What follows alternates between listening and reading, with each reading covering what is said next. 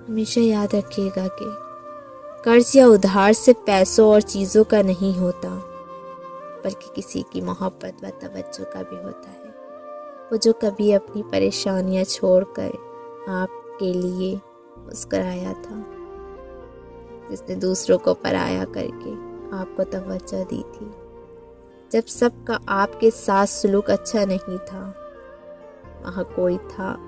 جس کا صرف چپ رہنا اور چہرہ بھی آپ کے لیے حوصلہ تھا۔ خاص کر ان کا قرض جو کسی بدلے کے بغیر صلہ مانگے آپ کا خیال رکھتے ہیں، کام آتے ہیں،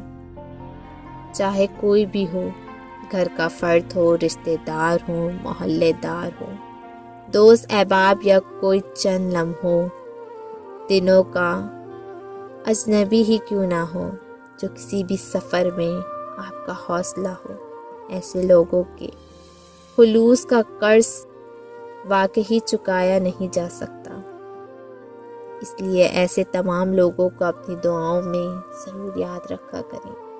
کیونکہ پیسوں کے بدلے ادھار چکانا مشکل نہیں ہوتا، جتنا کسی خلوص، محبت، توجہ اور خیال کے بدلے، ویسے ہی سب ان کو واپس کرنا واقعی بہت مشکل ہوتا ہے، تقریباً یہ ناممکن ہے۔